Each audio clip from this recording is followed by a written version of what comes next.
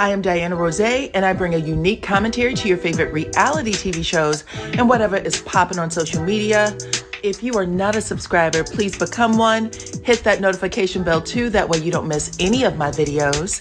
I go by DYANAROZAY on all platforms, and I appreciate every single one of y'all for rocking with me.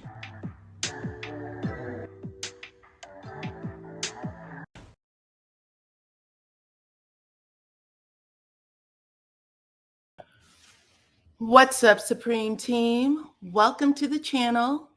It's your girl, DYANAROZAY, and I'm here to bring y'all the latest review for Love and Marriage Humpsville. This is Season 10, Episode 8, and if y'all can hear the sound of my voice, let me know. Let me know by putting your city, your state, your country, your island, wherever you are from, into the chat, okay? That way I can say hello to everybody real quick, and we can get started. There was so much stuff going on in this episode, child. I could not believe it, okay? 57 of you are here. Make sure y'all hit that like button, please, and thank you. What's up? And I'm going to say hello to y'all, starting with Lady D Keys Journey. What's up, girl? Nice to have you. Anyone that you see with a purple wrench behind their name, they have volunteered their time to be with us on this Sunday. So make sure that y'all say hello to them. What's up, Kathy? What's up, Sherry? Make sure y'all say hello to them.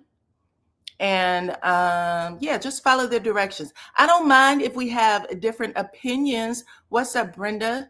What's up, uppity up? I don't mind if we have different opinions. I just want to make sure that we keep it respectful. You know what I'm saying? We got Tobago, Trinidad, and Tobago in the house. What's up, Seattle? What's up, Erica? Nice to have you, girl. New Orleans is here. Seattle, Washington is here. Barbados, what's up? You finally caught alive. Cool. Nice to have y'all. Nice to have every single one of you, okay? Let's see who else we got. 206, Dayton, Ohio, Baton Rouge is in the house. Listen, y'all, let me get myself on camera. Hold on. Okay, I'm here. Welcome. What's up, Alpharetta, Georgia? I got a hangnail, unfortunately. Yeah, so we're about to talk about this damn TV show. Y'all, this show was a whole lot. They had a whole lot going on. Let's see, Diana checking in from Jamaica. What's up, Jamaica? Make sure that everybody hit the like button and share the damn video, please, and thank you. Okay, that's how the channel thrives. You know what I'm saying? I don't care what people tell y'all to do on other people's channels. Don't do it over here. Okay, if you are here to get the tea. Okay, hair child, don't you know? Listen, this hair is so heavy. When I go to sleep, I'll be like, oh my God, how do I do it? What is up, Kentucky? What's up, Erica, my friend? Welcome. Thank you, Sherry. Okay. I'm waiting for Clone in the house to get in here. She's taking her time, child. She must have something else going on. But yeah, y'all saw the thumbnail. Let me put it back up here. Look at this. Martell said as soon as something happens, Martell goes back to martelling, which means that he might be telling some shit that's real and truthful if you feel a way about it. But I think Marceau may be on the other side of this. Now, listen, I know that all of the conversations online is that these two have secrets over each other, blah, blah, blah. Who cares? Who cares at this point? You know what I'm saying?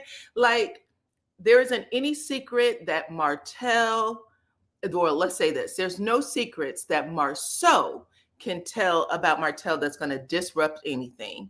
Am I right or am I right? Nobody, listen, he's not married no more.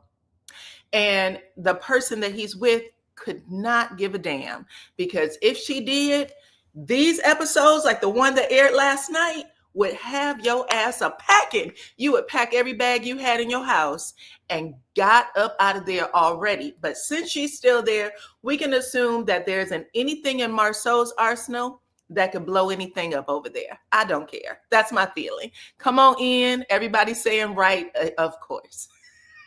Of course, okay? So let's not play like Marceau got something over Martell. He does not. He does not. And as far as I'm concerned, I don't think that Martell has anything over Marceau, because when they were sitting at that table and Marceau said, "What did I say that was a lie?" I would think that Martell would have pulled something out of his bag of tricks, but he didn't say anything. So at this point, we can cut it out with the secret mess. No secrets. That's what I think. Hold on, let me get myself back on camera. I don't think they have any secrets that anybody gives a crap about. What's up, London? Nice to have you. Facts. Coleslaw ain't going nowhere. That should be the name of a song. That should be a book title, the name of a song, something. Coleslaw ain't going nowhere. Okay? Come on in. I still like Marceau. I still like what Marceau brought to the table this episode, though. So anyway, let's get it started. The scene opens with Martell. He's at an investment property of his, and he's taking measurements. All you see is him pulling out this damn measuring tape. He's not writing a number down anywhere.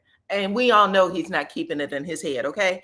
But he lets Fletcher know when he gets there that he's going to move Ariane. And first, let me say this, because if y'all watched him in confessional, when they were talking to him, when the producers asked the question, he said, "Yeah, I'm going to move."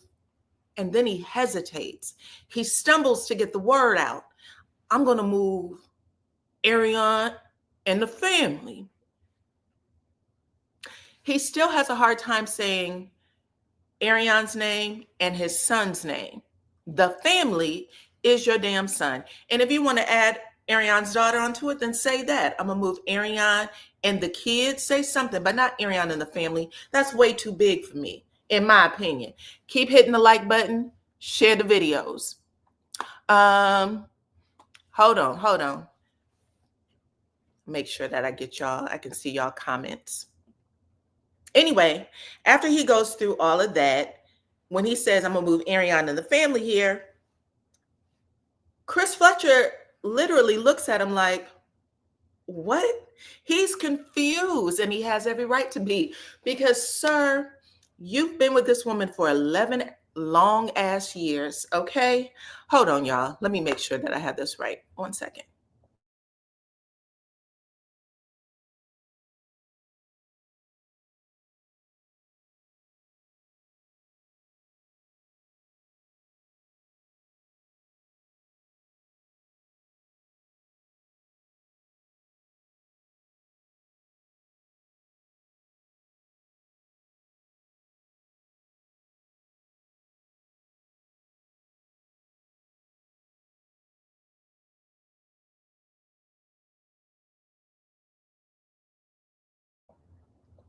Okay, sorry about that. So he says to Chris Fletcher, "I'm gonna move Ariane and the family in," and Chris Fletcher looks stumped. He literally looks the other way, like, "What is this motherfucker doing? What is he doing?" And he said, "Is that right?" She goes, "Yeah, that's my family. You know what I'm saying?" It was like, do you think that's a good idea to move her in if you don't have plans to marry her? Because Martell has already admitted what I have told y'all 1,000,001 times. Martell cannot live with Ariane or have her spend the night unless he has an approval from the judge. Basically, sometimes that's what family courts do to make you a better parent, to have you focus on your children.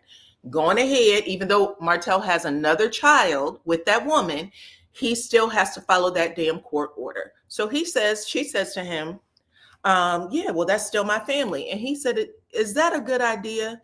Is that a good idea? Like, let's face it, you've been stringing this girl along for 11 years now. Even if you do have her child, she does have your child. You've been stringing her along for 11 years now.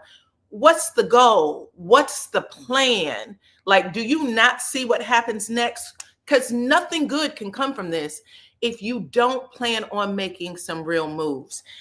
I actually appreciated that part of the conversation.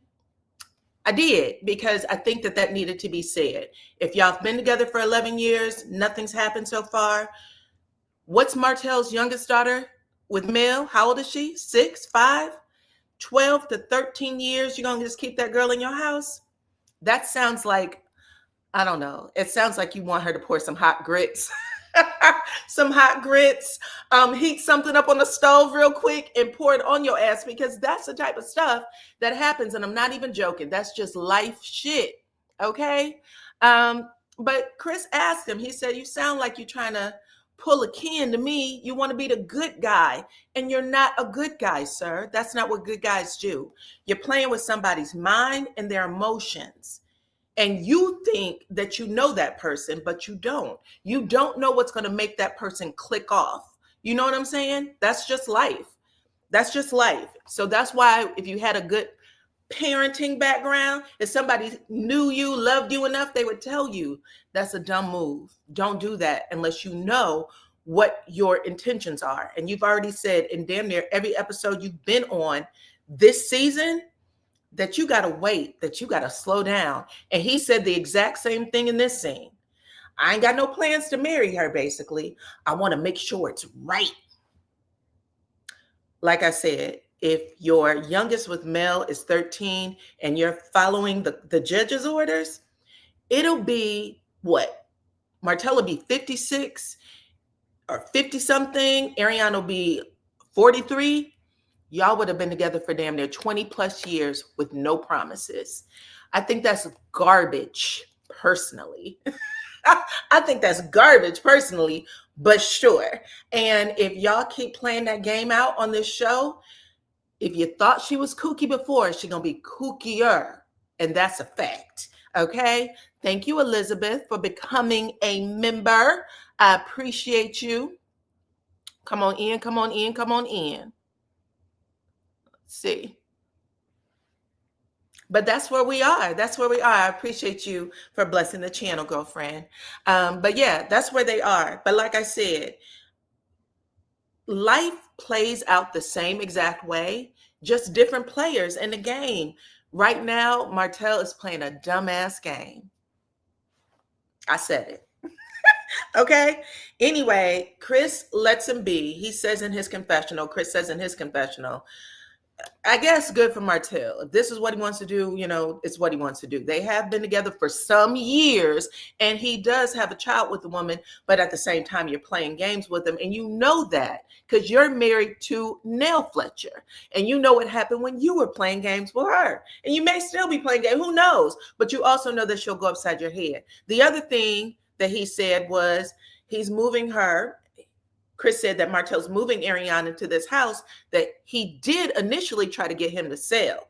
And then when he wasn't happy with Chris not selling it fast enough, he gave it to another realtor. And he said when that shit didn't work out, he let it sit for a while. And now it looks like he's moving her in.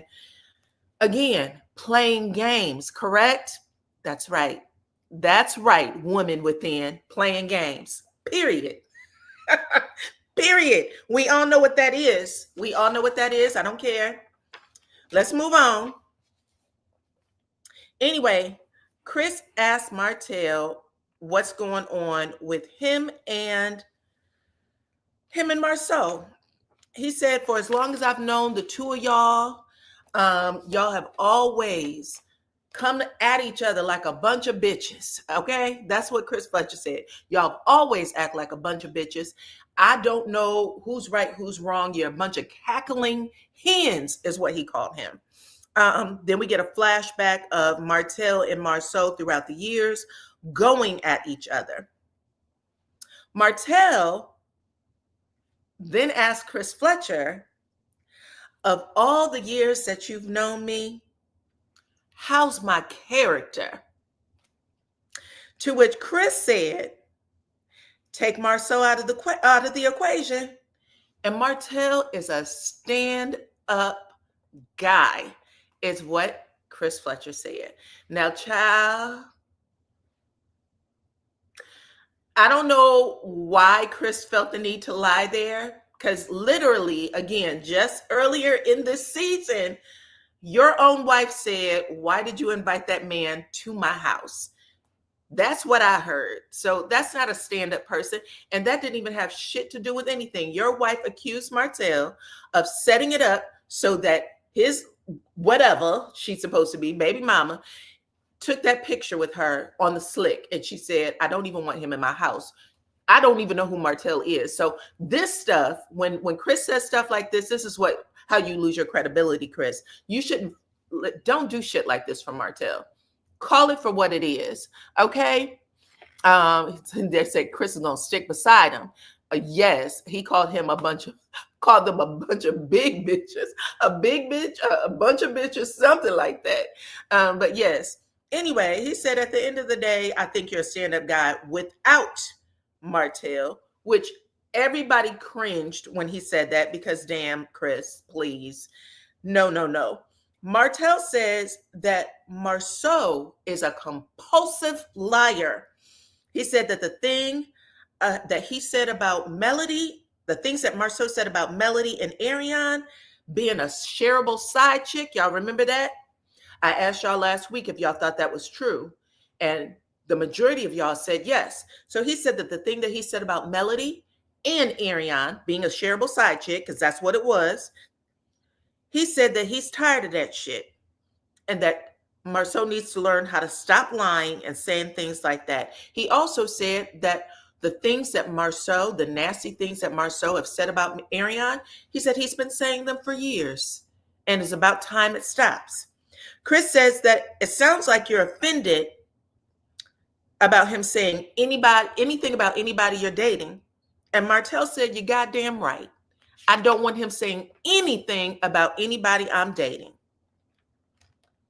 Martell said that the only thing that Marceau, hold on one second. My bad. He said Martell said that the only thing he's ever said about Marceau was that he had 20 women. That's it. And they should have moved past that shit by now. He said, I thought that was done and over with, considering all the things that I have done for Marceau. Why is he still holding on to that? Martell also said that him and Maurice go way back.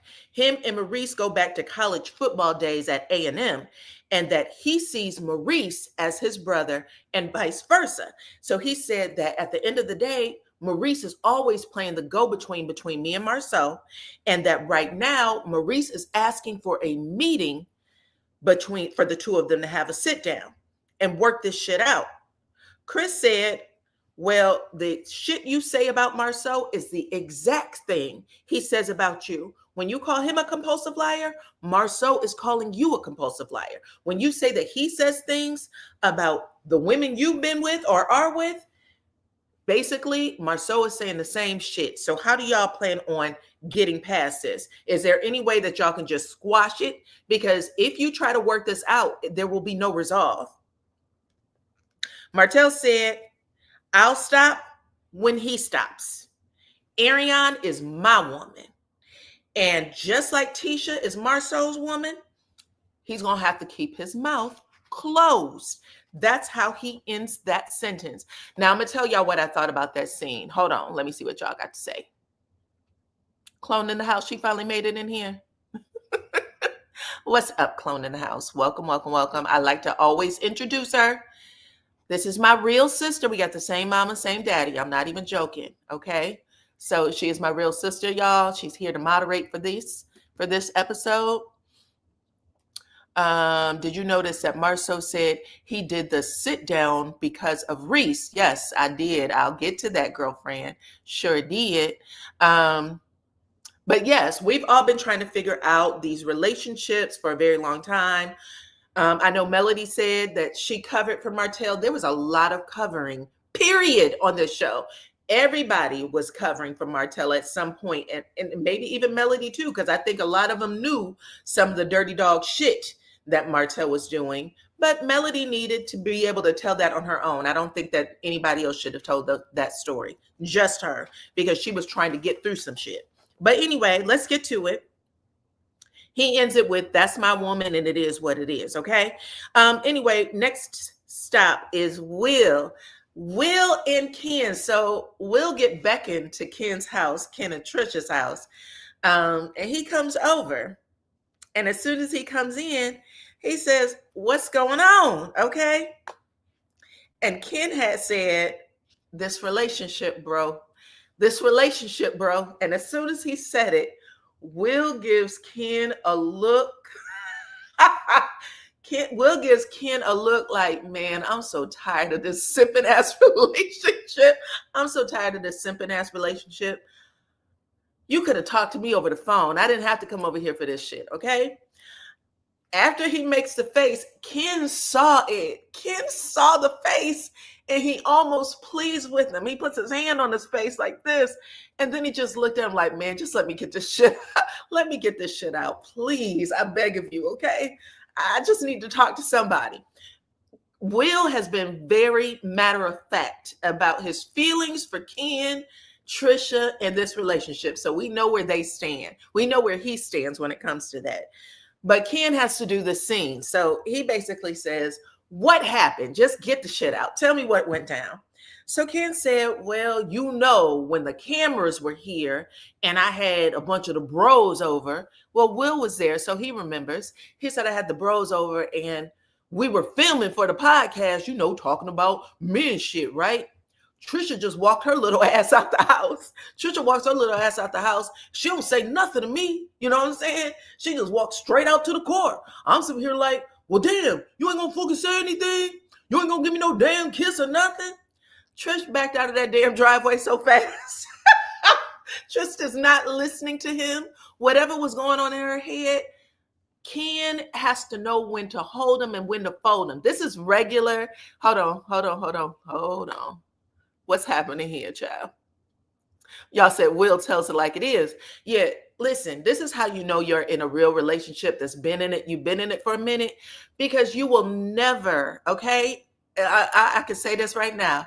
If I'm here with my friends and my husband walk in or out and he doesn't say anything, I would look at my friend and be like, he must got something on his mind. You know what I'm saying?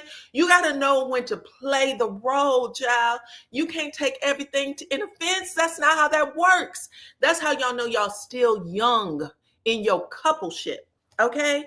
But he said he got mad as hell. He tried to confront her because he said, I felt awkward. I felt awkward that she would just walk out of here without saying anything. And I felt embarrassed because these cameras are here and my friends are here. Tough shit. You got to know how to play the game, period. Okay. But anyway, after he says that, Will look like that can't be it. But you know what? Just like y'all said, Will tells it like it is. Will basically said, listen, you know how I feel about this shit. Okay. I'm sure Will wanted to rub his temples. You know how I feel about this shit. At the end of the day, even though I don't dislike Trisha, you and Trisha are oil and motherfucking water. Y'all don't mix. Whatever y'all have going on, it's not it, okay? So that's what he was given. Ken basically tries to still get it all out. He says, listen, I don't know what to do at this point. I told her we got into this horrific fight. We was basically just tongue wrestling. She said some shit. I said some shit. I told her I was about to leave. I'm about to take all this shit, everything I got up in here, because we share assets. So what we need to do is split the assets, okay? Like in any other relationship. Will said, well, this is past due. He said, what you telling me right now is past due, okay? I like Trisha, but what y'all got going on gotta stop. Then Will said, bitch, if you need a place to stay, I got a house.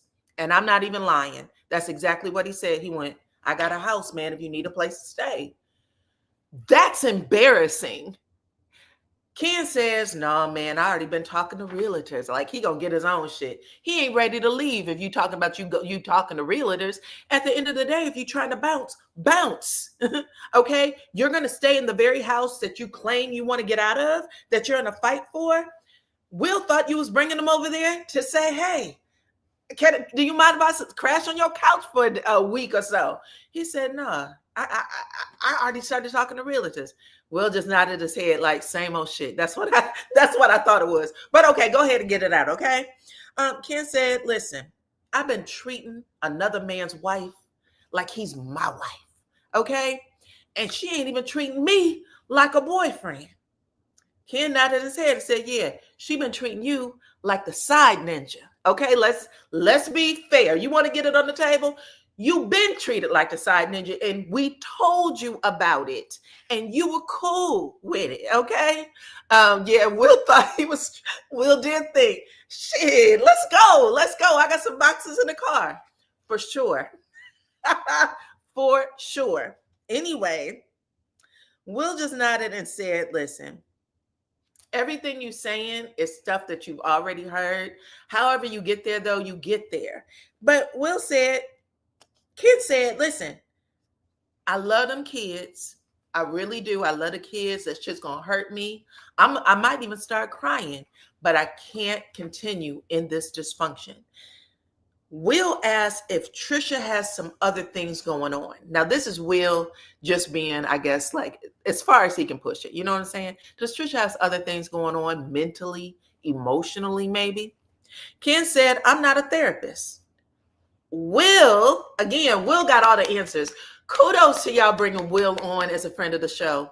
Will said, well, you kind of are a therapist. If this is the role you want to play with a woman who has a lot going on mentally and emotionally, you are going to play the therapist role, boo. That's just how it is. And she's going to play the therapist role with you if you have something going on. That's a relationship.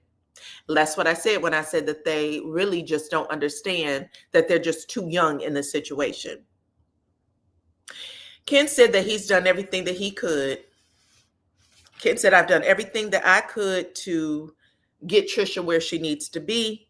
He also said that he is tired of defending her, and then he turns around and finds out that everything he tried to defend her for, she's either did or said, and has him looking stupid. So he said, at this point, I need Trisha to go to therapy. I need her to be serious about this relationship, as serious as I am about it, or I gotta bounce. I can't do this shit no more. I actually thought that was a good scene. You wouldn't put it past Trisha if she had someone else. Woo. Yeah. Where do you think that person is? Ken knows that Trish has things going on. She's not healed, and he knows this. He should have been asking her to go to therapy. True. What's up, Miss Tina? Welcome to the chat. Happy Sunday. Thank you for coming through. But that's how the scene ended. I actually liked it. I thought that they tried to put everything on the table, all the shit that we've seen, with Trisha and Trisha and Ken making their debut on this show. I think that he put it on the table and he said what he had to say, which I liked. But I am going to say, when Trisha had her part, there were some things that I thought was interesting with that too. Now, let's move on to Marceau and his daughter, Macy. Y'all keep talking to me in the chat. So Marceau takes his oldest daughter, Macy, to the nail salon. Marceau, first of all, Macy is literally the spitting image of her daddy. She's a cute version. She's a pretty girl. But she looks so much like Marceau. Oh my God, how did she get the face? She doesn't have his nose though, but those eyebrows, child, and the eyes, she looked just like him. Yes, let's not act like Ken doesn't have issues too, but we're gonna get to it. Anyway, they go to the nail salon, and Macy's picking out nail polish, and she picks out a sparkling pink nail polish for her dad. And he said, I'm not your mama, okay? I'm your father. And if you see me in some pink nail polish, know that I need to go to therapy, but not today. We ain't going that far. I don't have to prove my love to that extent, okay? I'm here getting these feet done, and that should be enough for you. And I actually thought that was cute. Anyway, Marceau asked Macy if the nail techs were doing a better job than what he did when she was back in 4th grade or something. I think he said she was 9 years old. And Macy said, child, I was 9 years old. Ain't nobody thinking about that. Macy, these are the moments that you're going to remember when you're an adult and paying for these damn to get your nails done on your own. You're going to remember your daddy painting your nails, I promise you. In confessional, Marceau says that he wants to give all 3 of his children individualized attention. So this is him trying to turn the tide with the audience. He wants for people to get the perception out of their head that he's not a father. Okay. We're turning this around. This is exactly what this is. I actually thought it was cute, and I'm gonna give it to him. He basically, we already know that Macy and her sister, Mila, they are daddy's girls, okay? Macy said, up until recently, there wasn't anything that my daddy couldn't do wrong, but now I'm more attached to my mama. And then I think MJ had a conversation similar to that with Tisha. He said that before he was all about his mama, and then very recently it's all about dad for him. So that's the switch up. You start, aligning yourself with the same person. Yes, she's super cute. Anyway, after he says all that, he starts playing a little game with Macy where he said, let's play Never Have I Ever. And she picked up her little Coca-Cola, and he tried to find out how far she's gone with that little boyfriend of hers. He was like, never have I ever hugged anybody, right? And never have I ever kissed anybody. He wants to see what little Macy has done. Macy knew. Macy knew what he was doing. So she was just like, I ain't doing this shit with you, okay? He was like, listen, that's how I rizzed your mama. Your mama had one boyfriend before she met me. Dated that man all the way through high school. And then I came and I swooped up, right? Macy sitting there laughing, talking about, well, mom said she had this boyfriend. He said, your mama lied. Your mama lied. And then they had the super cute moment where Marcel has to let his daughter know, listen, do you know who to call? Who to call if anything was to happen? And she was to let them know, listen, mom is the foundation. Mom is the person that I'm a call every time some shit happens. And then he said, Macy, I need you to look at me. This was the cutest little thing. He said, Macy, I need you to look at me. And she looked him in the eye. He said, if ever you find yourself in trouble. Okay, first he actually said, your mom is everything. You're supposed to talk to your mama. That's number one. Make sure you talk to your mama. But if ever you find yourself in trouble, if you're at a party or you get into any type of trouble ever, you call me. And I will come and take care of it, okay? I might be a little bit mad, but at the end of the day, your safety and protection is my job. That's what I'm supposed to do, period. And I thought that was the best little scene, because that really is the coming of age scene that dads and mamas have with their kids. You know what I'm saying? That was a really, really cute scene. I loved it. It was important too. It's important for us to see in regards to the kids growing up. So I love that scene.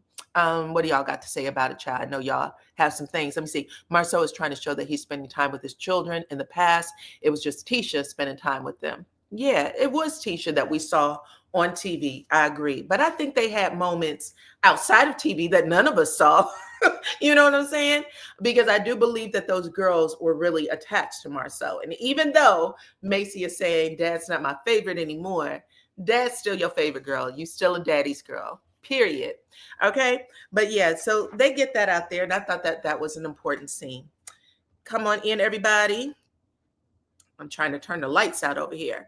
Hit the like button, share the video, please, and thank you. I appreciate that. All right, let's move on to Trisha. Now we're going to get Trisha's side of things. Trisha invites her friends, Sharon. Y'all may remember Sharon from when she was in the house with Marquez, and Destiny. She invites them to lunch.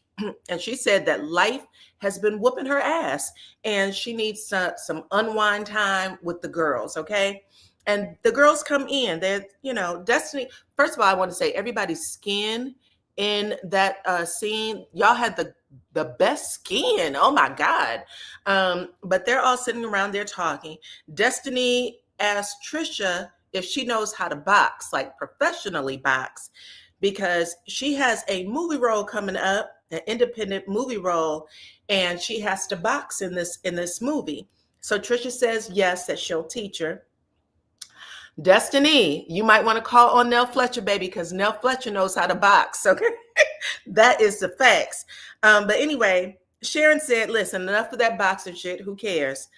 I want to know what's going on between you and Ken, because I know some shit has gone down.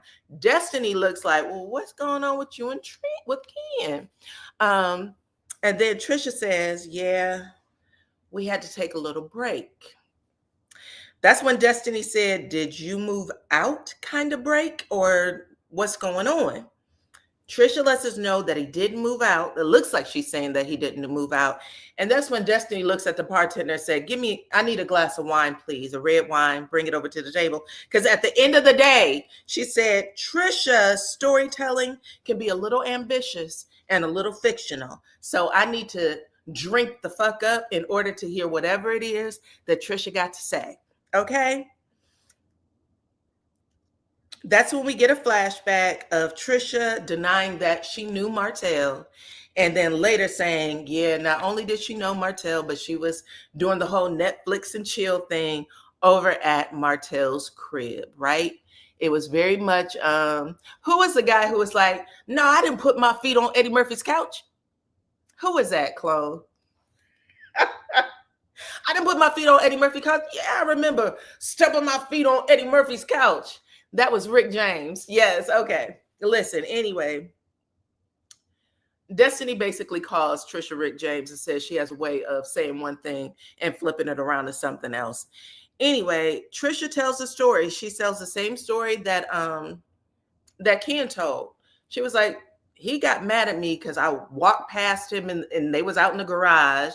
I walked past him, got in the car. He said I was being disrespectful. So we let each other have it, okay? We blew that whole entire neighborhood up, cussing and fussing and all the shit. Next thing I know, Ken was saying, I want every motherfucking thing I bought in this house, give it to me, blah, blah, blah. And Xavier, the son who was upstairs and overheard the whole damn thing, he brought the car keys down. He put them car keys on the table and said, you can start with this, okay? Get the fucking packing. If you leave and go. Okay, the whole time Destiny's making eyes like, oh shit, what? Her and Sharon was like, tell me that didn't happen.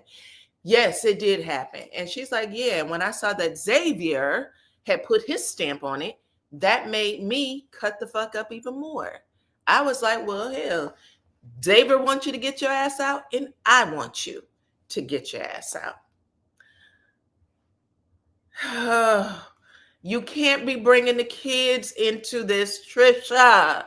Oh my God, even though Xavier is an adult, you can't do this. You can't do this. So Destiny says, Trisha, your relationship cannot be commingled with the kids' feelings. They take their cues from you, okay? And she said, I like Ken, but he can be a little aggressive, okay? He can get a little up there.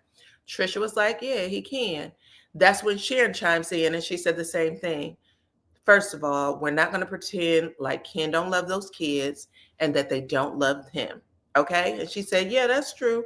And she said, so what's really going on, Trisha? Because at this point, you're doing too much. Every time we turn around, it feels like you are pushing this man away. Okay, you don't know how to talk to him. Destiny says something similar. Yeah, you're confusing your old relationship. You fight Ken the way you fought Marquez, and you don't know how to bring your adult self to the table. Trisha said, I need a wine now. Okay, bitch, give me a red wine. Make it 3. Okay. I feel like she had liquor on the table, but she asked for more liquor. Like, at this point, I don't know what to do or say. She said, listen, I'm not going to lie. I'm broken. I'm broken. Y'all know I got a lot of shit going on. And Ken meets where I'm at on the wrong level. I know I can go there. I know. I walk around with so much anger in me that I'm waiting for a motherfucker to pop off just so I can let some steam off, okay? She said, I know it. I'm angry. I have problems. But I might be with the wrong person because the person I'm with literally is meeting my problems, is meeting my anger where he can't meet my anger. I don't know where I'm going to go when I flip out. And I feel like he doesn't know where he's going to go either. So that's how it ended. Sharon says to Trisha, listen, I like Ken. I like Ken and I like him for you. Destiny asks a question like, well, do you want to make it work? Now, when she says, do you want to make it work? Let me grab this fork. Trisha has a fork in her hand.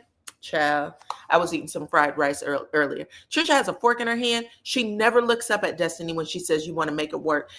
Trisha's eyes was in that plate of lettuce like it was about to give her the lottery numbers. She was like, yeah, I want to make it work.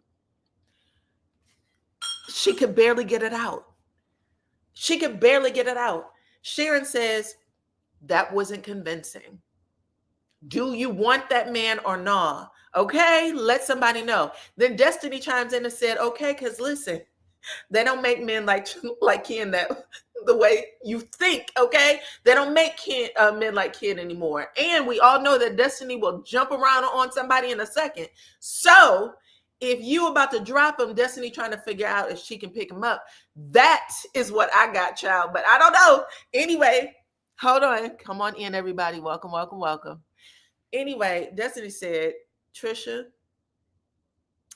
if you want the man, you're going to have to learn how to fight for him. You're also going to have to learn how to acknowledge him because he does a lot for you and he doesn't feel like you are paying attention or that you even acknowledge what he's doing. Sharon agrees with her. When Sharon agrees with her, Trisha rolls her eyes and she rolled them hard. Okay. Destiny said, I know you ain't making that face. All I'm getting at this point is that wherever they are in that moment, Trisha's like, I'm ready for him to pack his shit and go. He can pack his shit and go. Now, I will say that they gave some decent advice. Come on in. Welcome, welcome, welcome. Hit the like button and share the video. They gave some good advice, but Trisha's not there. And Trisha's right. Her way of knowing how to fight in that relationship is to do what she did when she was in high school, her relationship with her ex-husband, right? That's true for anybody. You bring those old habits to your new relationship, and I don't care who you are. I don't care how much church you went to, how much therapy you've gotten. Until that situation presents itself, you have to learn how to fight differently. You're going to do it the same way every time until you learn how to stop and then change it. And this is what she's being advised to do and to really think about whether or not she wants to give Ken up because, you know, she might not find another Ken. Anyway, the cameras don't lie, Trisha. You was making some faces and rolling them eyes, child. Like, at this point in time, I'm done. Okay? I don't think that they physically fought each other. I think they argue. I don't think they're physically fighting, y'all. I don't think that was the case. Just so people know, nobody's physically fighting. There's no way that Ken is going to put his hands on Trisha and nobody knows about it, and vice versa. Okay? Ever. But anyway, that's how the scene ends. It was a decent enough scene. Ken gets upset when Trish says that's her house. That's a sign.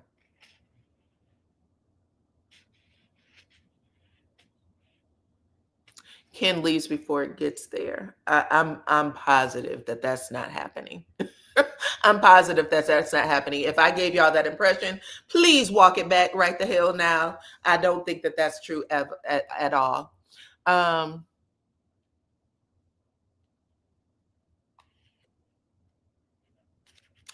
Anyway, last scene is Marceau and Martell. So Marceau did agree to meet with Martell. They're at a local bar. Hold on, child. They're at a local bar where a local cigar bar at that. Now, Marceau, when he shows up, he gets there first. This is important because people got to know when to hold them, when to fold them. You also got to know when something might go left. And Marceau believes that every time Martell walks into a picture, he's there to fight him because he has been in the past, right? Y'all remember first season, Marceau called the police on Martell and put a restraining order on him. Y'all remember that?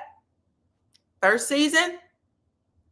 And Melody got mad at Marceau and said, "You're trying to mess up our business dealings by putting a restraining order on Martell. You know he's not going to fight you." Remember her saying that? And now she's telling us some other stuff because she was covering.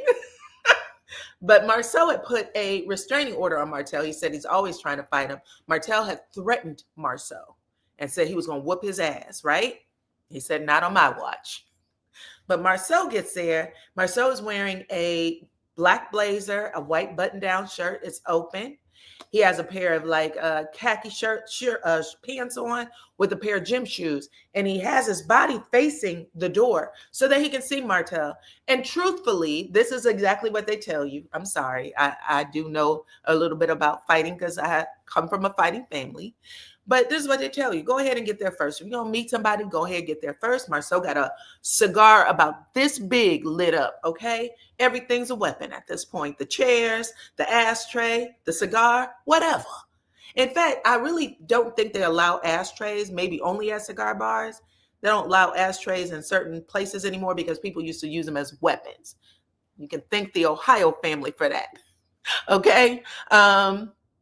I remember her telling Martell to let it go, and Martell said no. Yes, Marceau filed papers on Marceau, so we ain't gonna forget that. We ain't gonna forget that. Excuse me. When Martell comes in, he's wearing a hoodie. He has on like a camel coat. We know it's cold outside. I'll say that because he has on like a camel coat, and he's wearing his gym shoes and whatever too. So in confessional, the producers asked Marceau if he's scared. He said, "No, I'm not scared or nervous. You know what I'm saying? I'm not nervous. I know what the hell this is." He said, "I'm here to listen. And I'm really only here because of my brother Reese. He asked me to come. Otherwise, I don't believe shit Martell says. I'm not going to let him blow smoke up my ass. I'm not even going to pretend like I am here to hear him out and believe what he has going on because I don't. I don't believe it." Come on in. Welcome, welcome, welcome. Hit the like button. But when Martell gets there, they shake hands. They shake hands, says, "Hello, what's up?" They sit down. In confessional, Martell says that if Marceau can't be honest with himself, maybe he can be honest with me.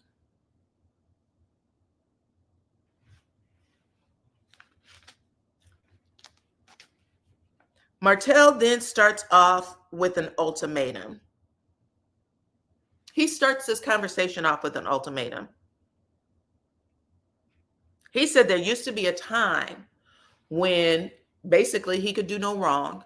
He did a whole lot of shit for Marceau, and his expectation is that Marceau remembers the things that he did for him, and he lets some of this shit go because he still has the upper hand. Martell feels like, I still have the upper hand when it comes to the Marceau-Martell relationship. Is that what y'all got? Is that what y'all got from that conversation? Hit the like button, y'all. Thank you, girl. I appreciate that. Hit the like button, share the video. Martell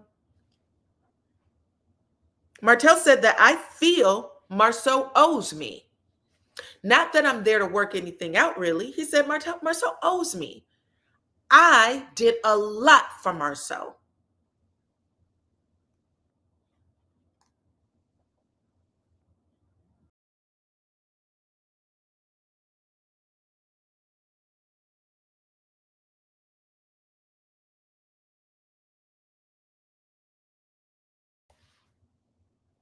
Okay, can y'all hear me now?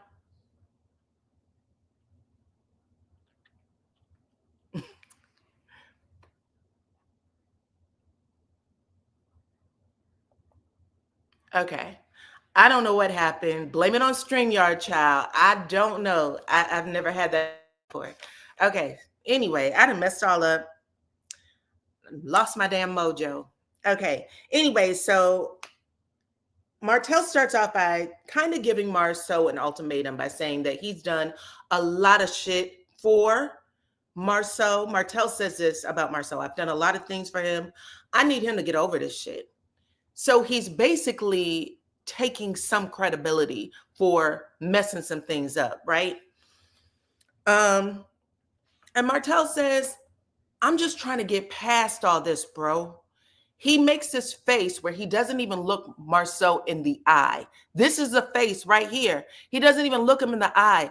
I'm just trying to get past all this, bro. I don't know. I'm just trying to get past it. Then he says, the tapes I put out, the comments you made, the comments Tisha made, we need to figure this out. How we're no longer going to do that type of disrespect to each other.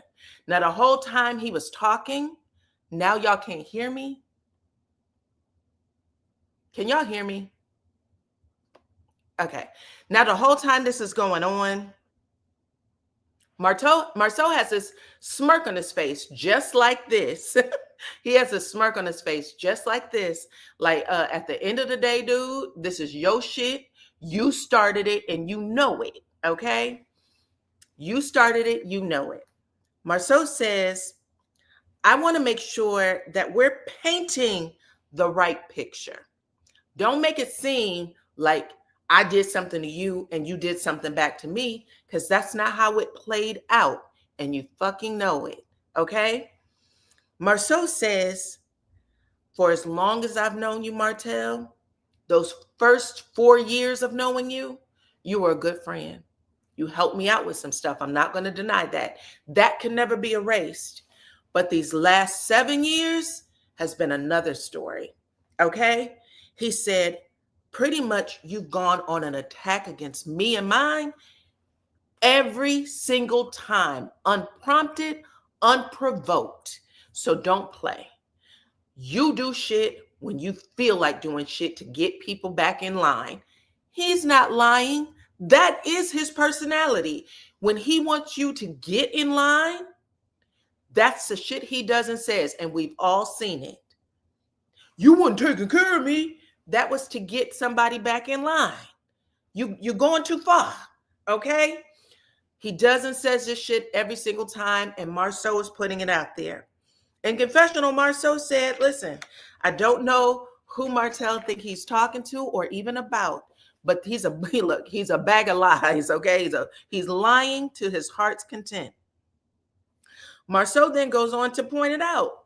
It's not just you saying things, but you put a battery in Ariane's back to come after me and my wife. Literally online with bloggers. That was you who had all that shit come out there. And Martell is making these faces, child, like, what? He says in confessional, Martell says, Marceau is being a victim. He's being a victim, okay? While he's sitting at the table, he drops his head to the table, laying it on the table like, Marceau, just get over it, man. There's nothing count. All the shit that I've done to you when I was a friend of you, does that not count anymore? When we used to take limo rides together, that doesn't count anymore? Marceau says, I don't need that shit. I'm grown. We don't have that kind of relationship anymore.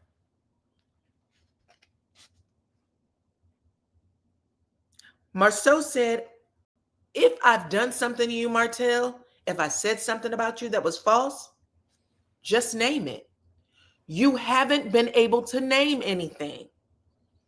Martell says, Marceau, you do lie. Marceau again asked Martell to tell it, and he didn't do it.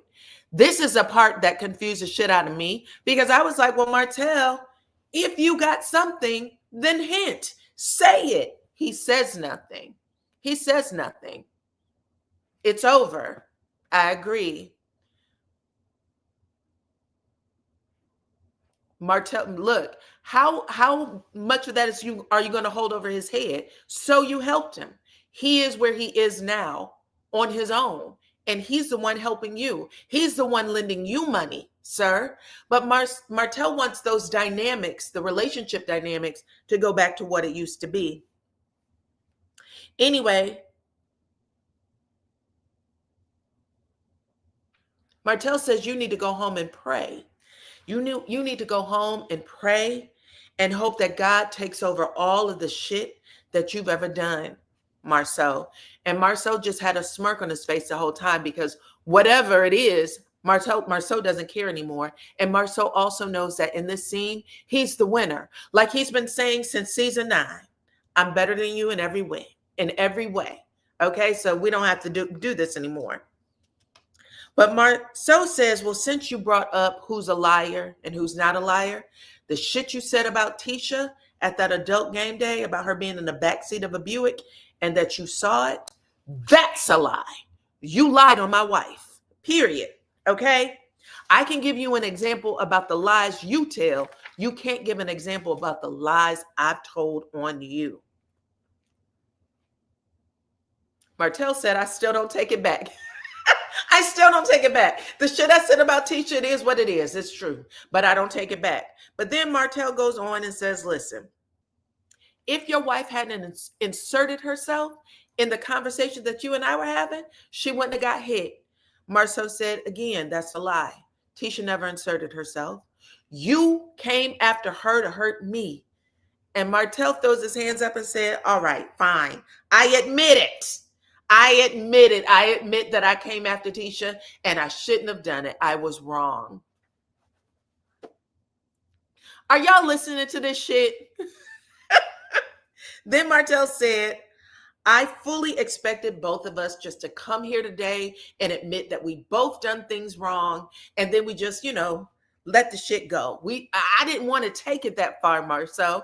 All the shit that Martell's been saying all season long with his mama, with Destiny, with everybody, how he wasn't going to back down, how Marceau brought this shit on himself. And every time he opens up his mouth, Martell was going to put his foot in it. He switches it up right here and says, I'll admit it. I did it. I did what you said I did. Now, can we just get over it? Can we just let it go now? Who wants to be friends with somebody like that? That's fucking crazy. Marceau says it doesn't matter what we say at this table. It'll never be resolved because I will always have a fear that Martell is going to go after me and do something new when he doesn't get his way or when his feelings are hurt over some shit that, how would I know what's hurt your feelings and what doesn't hurt you? What does? You know what I'm saying? How do I know? So Martell said, Marceau says that Martell cannot be trusted, that he pretends to be sorry until he doesn't get his way, and then Martell will go back to martelling. That's what Marceau says. All true. All true. These 5 years that man has been on TV, we have all seen it. Period. Okay? Period. And Marceau have said this pretty faithfully every season. Now he doesn't have Martell and Melody as a team to say, listen, Marceau's the liar. Marceau has said this every season, pretty much. You thought that Martell tried to behave like an adult. When, girl? Tell me when. Martell has no one to film with. You're right. Marceau doesn't trust him anymore, but he will continue to film with Martell and get his $600K. 1000% correct. That's right. That's right. That's true. If you're going to get that little money, well, I ain't going to call that little money. My bad. That ain't little money at all. But if you're about to have somebody pay you like that to come onto the TV, I don't know if their salary has been reduced or not, then go on ahead and get your payment. Okay? But Martell starts groveling. Is there any way, bro, that we could just get through this? Is there any way? Is there any way? And Marceau said, yeah, there's a way. He said, even though I don't trust you, Martell, you have to keep my name and my wife's name out of your mouth. And if you're serious about this shit, you'll go home and you'll tell your girl to keep my name out of her mouth too. Because at the end of the day, I am tired of both of y'all. Okay? I am tired of both of y'all. Martell says, I will. And you go home and you tell Tisha to do the same. Tell Tisha to do the same. In confessional, Marceau says, listen, I know that this ceasefire ain't really a ceasefire. I know it's not really a ceasefire, and I'm not going to trick myself into believing that it is, okay? He said, because I'm dealing with Martell, I have to face the reality that Martell, hold on, child. Why does my face keep going off the screen? Sorry, child. He said, as long as I'm dealing with Martell, I have to face the reality that Martell may seem like this is what he really wants, but give it a week, 2, a month, he'll be back to the same old person. Who Martell has been to me these last, what? He said 7 years is who he will continue to be because he doesn't know how to do anything different. In Martell's confessional, Martell said, well, they leave me alone. We'll leave them alone because this is Team Holtz over here. And then just like that, he forgot that he said he had no plans to marry Ariane at all until he could put a few more years under his belt. But he said right now, Ariane is also Team Holtz, which is some bullshit. You know what I'm saying? We should all know that by now. Anyway, it was a head explosion for me because I was like, there's no way you can watch this shit. If Ariane thought that her mind was loop-de-loop before, she said she used to watch this show and go into hysterics and go into depression. If you thought your mind was loop-de-loop before, girl, once you're on it, you're going to go straight to hell. There's no way that you could be okay. Everybody who does this show or reality TV, period, they all say they have to figure out a way to be okay. They all have to figure out a way to be okay up here because of the way the show is edited or whatever the case may be. They're bringing us a story. There's no way you're going to be able to handle it. If you're with this week now, with everything that Martell does, you will be complete mush by the time this is all said and done. Come on in. What did y'all think of this show? Hold on. Somebody said for once, what? For once you are finally, I am proud of him that he's finally woke up. Are you talking about Marceau? Y'all do know that Marceau has never said that he trusted Martell after that first time. It's always been someone else bringing them together. And he would say, I still don't trust him. He's never not woken up. He's bit his tongue. And he's asked Tisha to shut up about certain things so that they wasn't overstepping and sharing their story before they had a chance to share it. Now, Marceau has done that. He's been very consistent in doing that. But he's always said that he doesn't trust Martell. Martell is going to embarrass Ariane on TV. Absolutely. Okay? Absolutely. She's probably on cloud 9 thinking that she's winning.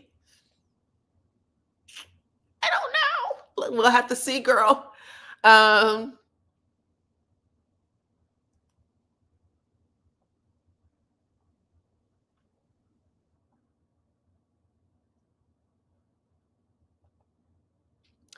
me what Marceau defended him on. Tell me what you think that he defended him on. I want to know because this is interesting. Because I think that they all defended them. They all covered for them.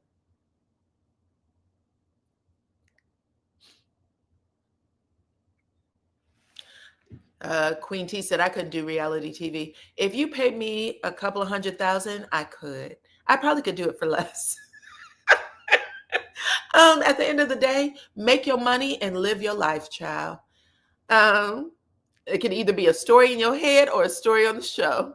I think that Martell is trying to get good with the guys so that he can convince the wives to film with Ariane. Oof. That's going to be hard. I want to see. Marceau is your favorite. If Ariane's seen Martell do Melody dirty, he will do worse to her. She's seen it, child. She's seen it for sure. You are funny. I don't know if you mean that as a compliment or if you're making some sort of other other type of comment. You better not.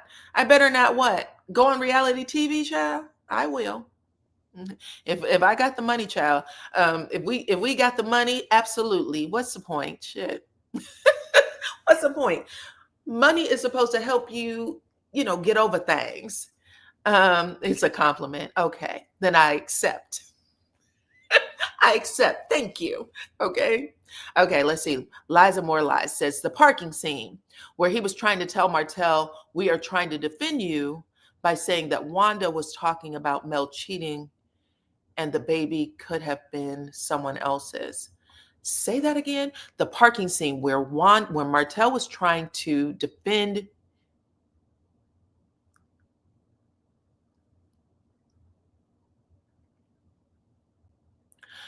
Correct. But didn't Martell say, I think what you're trying to say is that he was saying Wanda wasn't talking about Melody. He was talking about an indiscretion. And Martell said it absolutely was the kids. What if I said X, Y, and Z about MJ?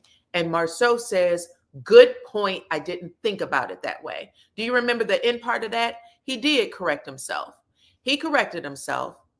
Then Martell said something else, and that's when Maurice sucker punched him. We didn't get to hear what was said. There was a name that was mentioned. It got deleted, but they definitely said, he said a name. He said someone's name. I don't know who it was, but they didn't have clearance for it. But when he did it, Maurice, his brother, punched him in the mouth. And then they started fighting. But Marceau actually tells Martell, you're right. I didn't think about it like that. And you're right. She shouldn't have put her mouth on her. And I think he apologized to Mel for it too.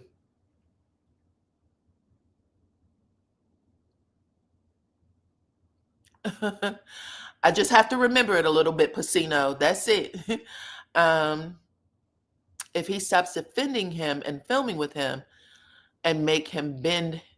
This is what I think is about to happen because Marceau has been aligning himself as the top dog.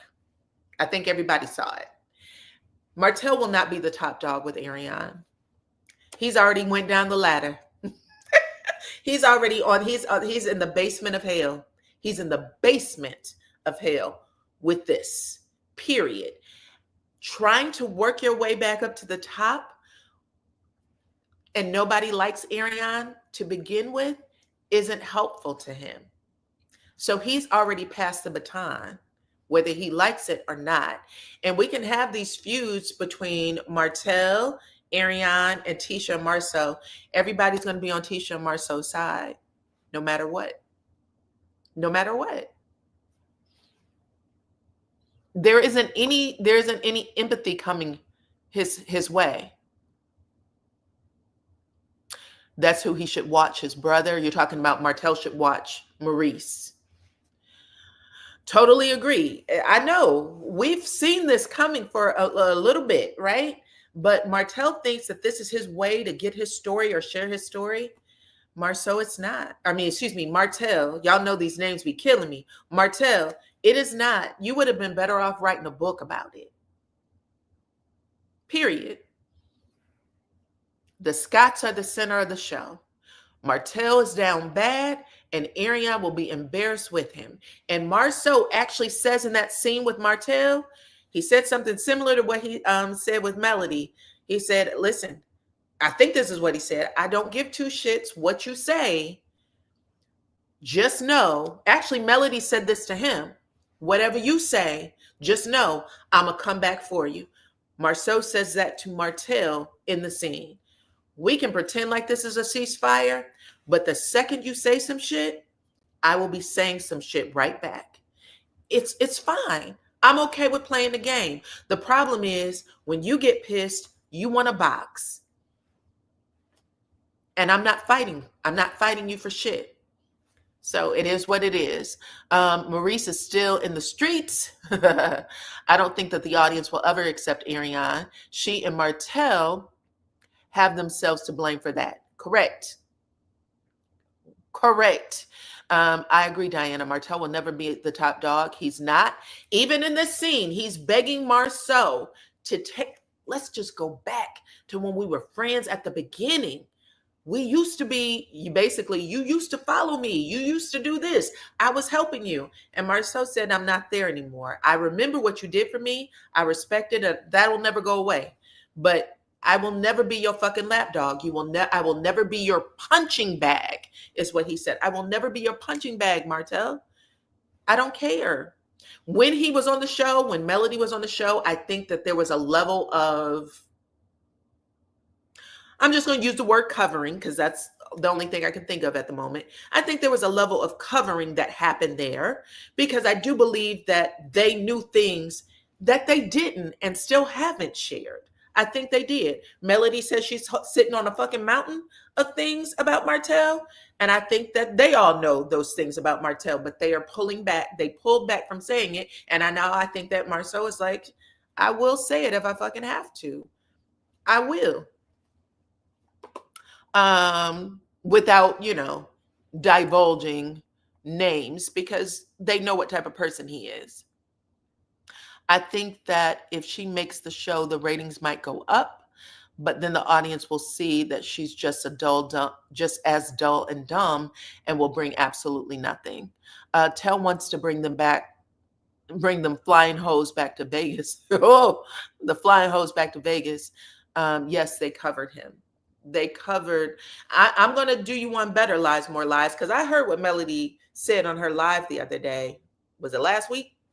I heard what Melody had said on her live, and I was like, wow, I was shocked. I'm going to say that I was shocked. I thought that she was further along, but it takes time. People's healing takes time. And I have always said, you got to let people get there. When they get there, you cannot force somebody to, pull the trigger if that's not what they're ready to do. But when she said that he was calling her and saying, you really gonna do this to your kid's father? Just don't show up to court. I was like, Melody, you already, when he was outside, when you had walked outside the prosecutor's office back in November or December, she was visiting the prosecutor, and whatever follow-up she had to do with him for that revenge P, or wasn't actually revenge P, harassing communications, DB, harassing communications. Melody went outside. Martell sent her a message and said, what are you doing up there? Right? So he's following her or something. Somebody somewhere sees her. And she went back in there and they had to revise that. I don't know what type of order it was. I don't guess it was a no contact order because she came out and said that that wasn't true, but they did revise it where he wasn't supposed to contact her because that is considered witness tampering. You can't do that. It's a state's case against Martell. But when she said that he was calling and doing that, I was like, well, damn, he's tampering with the witness again. She was tampering with the witness again, and she did not follow up with the prosecutor. And I was like, at the end of the day, you got to get there when you get there. You got to get there where you get there. But if that's where she was last month, she's still taking baby steps. And we have to just understand everybody has been blaming them. They're not to blame for that shit. The stuff that she revealed, nobody's to blame for that. That was her relationship. I believe that they loved hard. They fought hard. I believe Kimmy when she said Martell and Melody could have some crazy situations, but when they had an event to go to, they was hand in hand, elbow to elbow, kissing each other, baby this, baby that. She wasn't lying. We all know people like that, okay? We all know couples like that. A lot of us do. I knew a couple like that, who you would see them kind of go at each other and you'd be like, oh my God. And then later, they just knew how to get back in the lockstep. And Melody and Martell knew how to get back in lockstep. And when you see someone do that, they are training you on how to treat them. They're training you too, because you're like, well, shit, ain't no me. Why would I be upset about it if you're not upset about it? Don't get mad at Kimmy for telling the truth. You can't sit here and act like Kimmy's wrong. Kimmy didn't say that she was trying to leave her relationship. Kimmy said, I've never seen Melody and Martell not with each other. They've been with each other. They are with each other.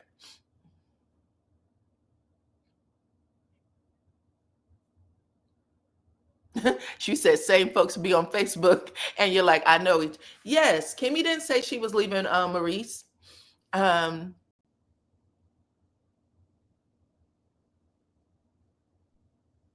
I don't believe that there was DV there. I think they fought hard. I think they loved hard, and I think they fought hard. I think that Melody is on a revenge thing right now, and so that's where she is. But I think that she's still taking baby steps when it comes to separating herself. And she said that herself, so it is what it is. Don't be getting mad at me. Don't get mad at me. I'm just, I have to, I got to live in my mind the right way. I can't do it the other way. I know there's a lot of people that's in a loop-de-loop, and y'all go to the right channels, y'all can get that. Not on here. I can't do it.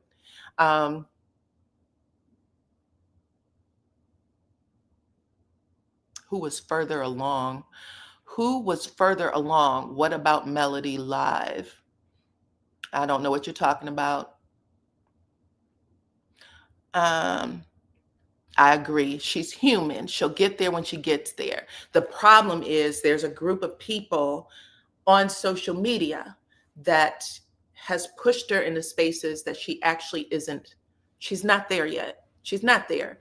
And she has to get there on her own. She can't she can't get there on your back. She has to get there by herself. And she will, or she won't. We don't know. Does not matter. Okay. Her and Martell could, something can happen in their lives that make them talk to each other, be better friends, get back together.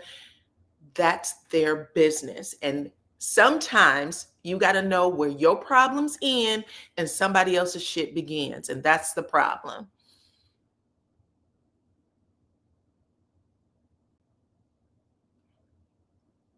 Yes, I understand. I agree.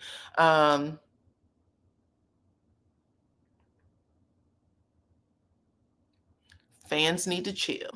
Yeah, sometimes the fans go a little, just a little bit, okay? But yeah, but like I said, it is what it is. It's fine. If these are the stories that's coming out now, then that whole entire cast covered. That whole cast covered. And that's a weird position to be in, to know something and not talk about it. And the only person who looked like they always tried to push the button was Tisha at some point, because I remember Kimmy saying, Tisha, they are hurting. They are in a bad place. They are hurting. Why would you say that? And she was like, bitch, you either on my side or you are on nobody's side, okay? As my sister, you got to decide what side of the family you on. And we all remember Marcel.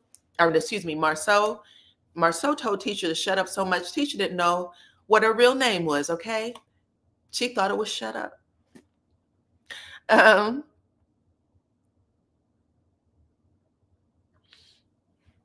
Production covers him also. What do y'all think would have happened if they didn't cover them?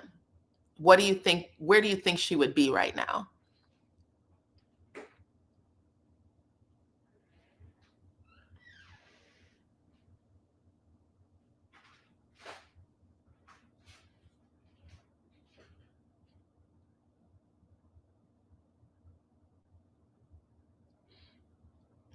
Oh, is Miss Spicy Baby causing problems? Let's see.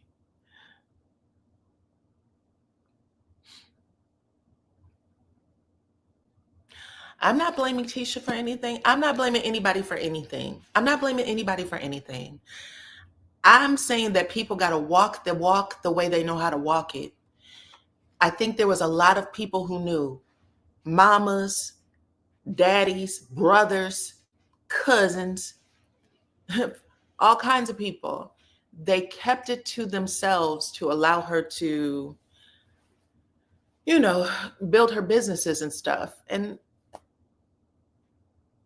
That's not abnormal. People do that for people all the time. Okay. I'm sorry, sis. You good, spicy? Listen, I'm not black. I didn't know. I read a comment and I thought that somebody was causing problems, but you are not causing problems.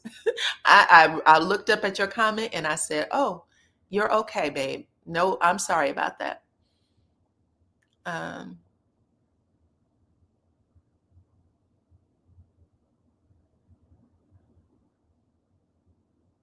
they let her build her business and not tell.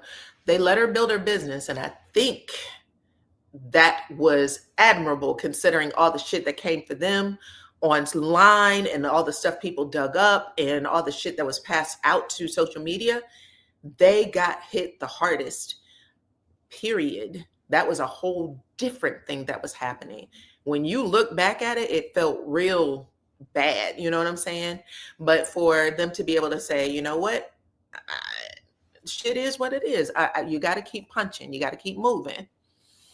Um, no, spicy's good. Spicy is good.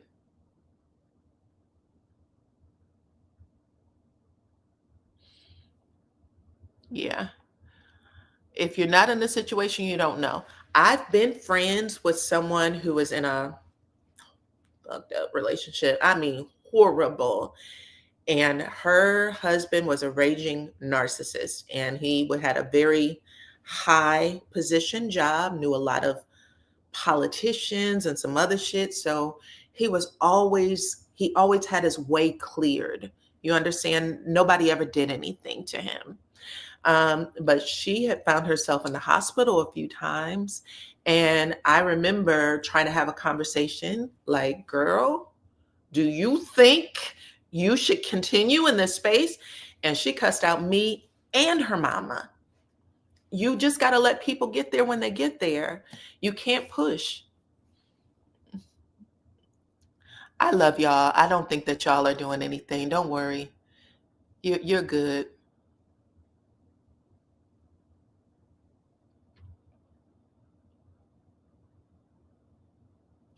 I'm not blaming anybody. I'm literally saying you get there when you get there. I'm not blaming anybody for nothing.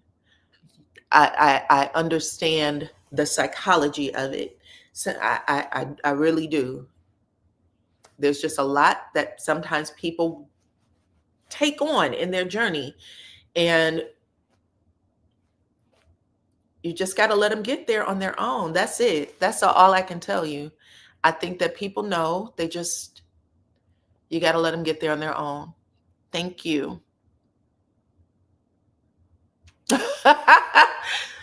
Mia said that Ariana needs to take accountability for effing another woman's husband and having a baby.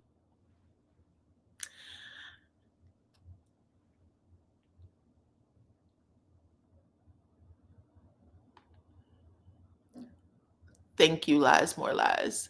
Your reviews are raw. You're being honest and balanced. Yes, I try to be. I really do, child. Now, I do think that I've given Martell a lot, but I also think that Martell is a raging narcissist, and he probably needs, I mean, according to his own therapist, when he was like, I don't do nothing, and she was like, "Ooh," like she almost passed out in her damn seat. Like, man, are you crazy? Okay. But there has been a lot of people, including Dr. Francis, who will be back next week, including Dr. Francis, who have shared a lot of stuff, you know what I'm saying? Some insight into things. But I think when you grow up a little bit and you have some experiences, you know, everybody's shit stink, including your own. You know what I'm saying? And you just got to call a thing a thing. And I think that it is harmful to push people into spaces they don't want to go yet, if ever. And I think that you have to just give them that space.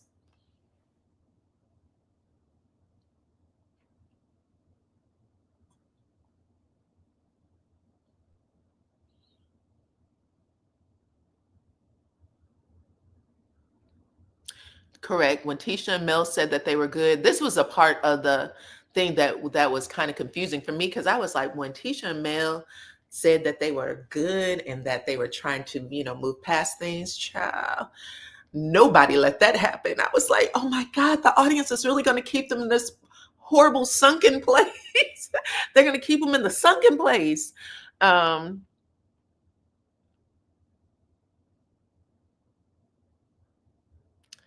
Yes, go back and listen to the Macy Marceau thing. That was good. I loved it. Anyway, y'all, I've been on for a minute, and this was it. This was a review. I hope it was good, even though my computer went down, child, because it wasn't my computer. My computer's fine. It was StreamYard that went down.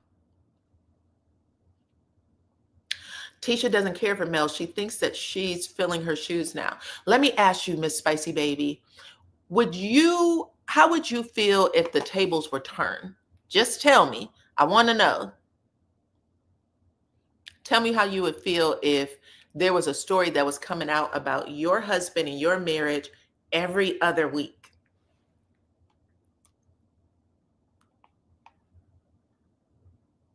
Run it back, baby. Run it back. Run it back. Run it back.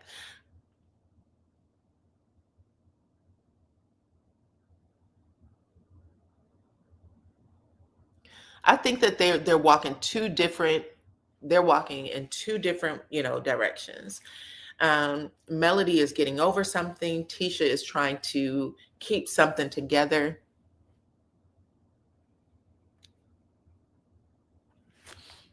But that's it, y'all. Y'all know. We'll do it again. I think in November is somebody had posted. That's when the show comes back.